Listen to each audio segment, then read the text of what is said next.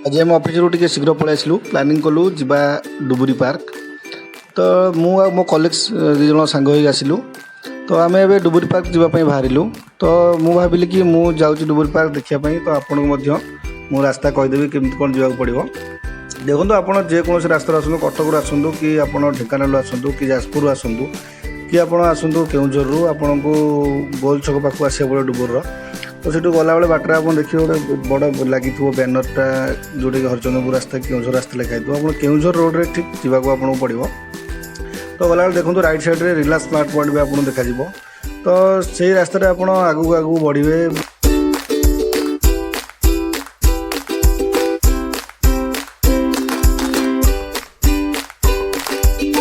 गछ right side रे गछ पूरा देखा। तो सही रास्ता आप पूरा सीधा सीधा आगू माड़ी आसबे। रास्ता कटर भ्यू भी आप देखो भारी बढ़िया लगे। एमती आसु आसु आपको देखिए राइट साइड रे मंदिर देखा जोटा कि शिव मंदिर शिव ठाकुर अच्छा जमीक शनि ठाकुर अच्छा हनुमान ठाकुर अच्छा बहुत मंदिर से राइट साइड आप देखा। तो से पाखे आप देखिए राइट साइड से पड़ो आप सीधा रास्तार जी। तो मझे टे ब्रेक नौ कि कौन पाइना ये आम कलिग जो अच्छे सी कौन कले ना रास्ता पाखे रखिले कहले चलो किसी स्नाक्स नहीं जावा मुझे स्नाक्स नहीं हवा मुढ़ी मिक्सचर नहीं जावा बाँ पड़े देखो महावीर चाट पाखे आपको बड़ दुकान गोटे मिल जाए आप सब मुढ़ी मिक्सचर किनीपारे कि जहाँ भी आप स्नाक्स चाहिए किनीपारे। तो आम धरी पुणी चलू सीधा सीधा रास्ता।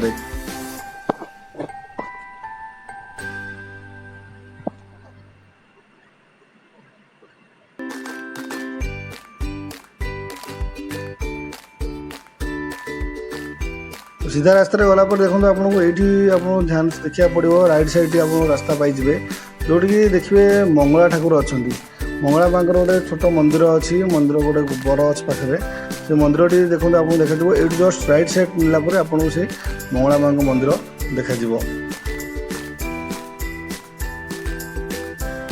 ये देखो से मंगला माँ मंदिर एठू आप सीधा रास्ता धरवे पूरा जोटा कि नड़िया भंगार आसला एटू राइट साइड आप देखिए गोटे पक्का रास्ता मिल से राइट साइड रे आप टर्निंग नहीं जाए राइट टर्निंग नहीं जाए।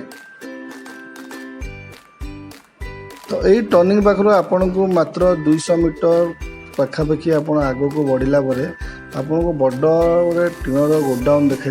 से गोडाउन पाखर ही से पार्कटा जोटा कि नुआ नुआ आरंभ होता आम जाइलु ए देखा देखो आपको बड़ पानी टांकी गोटे तले घर भी किसी जोटा कि कंप्लीट होनी अधा खंडिया रही। देखो आम आसिक पहुँची जाइए पार्क पाखे ये हूँ गोटे गेट जोटा कि खोला है बंद अच्छी किसी कम चलती सी खोला हम तापर जस्ट टिके आगू को आसला आपन को मेन गेट देखा। मेन गेट पाखे जो सिक्यूरीटी रूम अच्छी भी कंप्लीट कम सरी ना से भी सरिया पर देखो मेन गेट टीड़ा जो बंद थिला साइड रे छोटिया रास्ता अच्छी भीतर जावाई बहुत लोक भी आसारे तौक गाड़ी फाड़ी भी बहुत स्टैंड सुविधा न से बाहर पार्क करते। तो आम बर्तमान गेट भीतर को पशिलु भीतर को जावा देखो आपन को गेट भ्यूटा पूरा देखी नि देखो लेफ्ट साइड गोटे छोट रास्ता अच्छी से लेफ्ट साइड आप भीतर को पशिबे।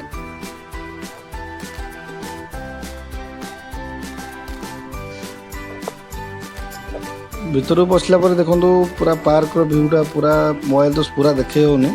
ये राइट साइड देखो बढ़िया एक मूर्ति अच्छी जोटा कि आप नमस्कार कर मिले वेलकम मूर्ति। तापर आप गेट भीतर को छोट गेट अच्छी भीतर आप बढ़िया पशिबे। पार्क काम पूरा कंप्लीट होनी कंप्लीट है मुझे थे आपको लंग वीडियो करी गोटे भल भाव देखेदेवी। देखो छोट छुआ दोली अच्छी एमती सब जिम सब इंस्ट्रुमेंट गुड़ा आप भीतर पाइपर। आउ छोट छुआ दोली पार्क टाइप रही। आउ पार्क देखो स्टाचू हरिण अच्छा हाथी भी अच्छी सब स्टाचू टाइप तैयारी कराई। देखो पार्क पिला छोट छोट पिला दोली सब अच्छी। पूरा मूर्ति भी आपणकर माँ सरस्वती हो हनुमान हो ये भाव में बहुत प्रकार मूर्ति आप देखा पाइपर। ये पार्क से सब लगी।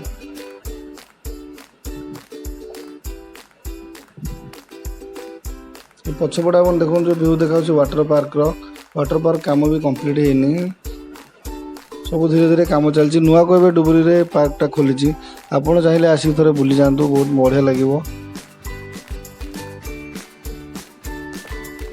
ଭଗବାନ ଶିବଙ୍କର ମଧ୍ୟ ମୂର୍ତ୍ତି ଗୋଟେ ମଝିରେ ପାର୍କ ମଝିରେ କରାହେଇଛି। ସେ ୱାଟର ପାର୍କର ଭିଉ ଯେଉଁଟାକି ପାଣି ନାହିଁ ପାର୍କ ଭିତରେ, ଏବେ ନୂଆ ନୂଆ କାମ ଚାଲିଛି, କାମ କମ୍ପ୍ଲିଟ୍ ହେଇନି। ଫୁଲ ଗଛ ମଧ୍ୟ ବଢ଼ିଆ ବଢ଼ିଆ ଲାଗିଛି।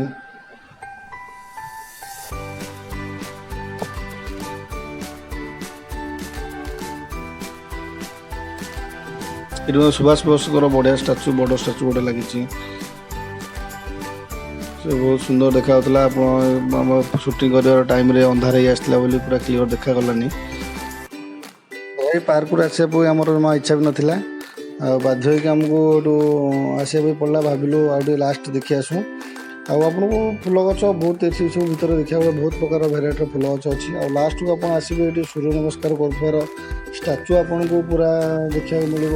ତା ସହିତ ଆପଣଙ୍କର ଜିମ୍ର ପୁରା ଇନଷ୍ଟ୍ରୁମେଣ୍ଟ ବି ଭିତରେ ଆପଣଙ୍କର ସବୁ ରହିଛି। ଆପଣ ଆସିକି ସନ୍ଧ୍ୟାବେଳେ ଟିକେ ବୁଲି ଯାଆନ୍ତୁ, ବହୁତ ମଜା ଲାଗିବ ଆପଣଙ୍କୁ ଦେଖିବା ପାଇଁ। ଲାଷ୍ଟରେ ଆମର ସାଙ୍ଗ ଯିଏ ଥିଲେ ସେ ନା ମୁଢ଼ି ମିକ୍ସଚର ପୁରା ରେଡ଼ି କରିଥିଲେ। ଆମେ ସେଇ ପାର୍କ ଭିତରେ ବସିକି ମୁଢ଼ି ମିକ୍ସଚର ଗୋଳେଇକି ତାକୁ ଖାଇଲୁ। ଆଉ ବହୁତ ମଜା ଲାଗିଲା ଆମକୁ ବୁଲିବା ପାଇଁ।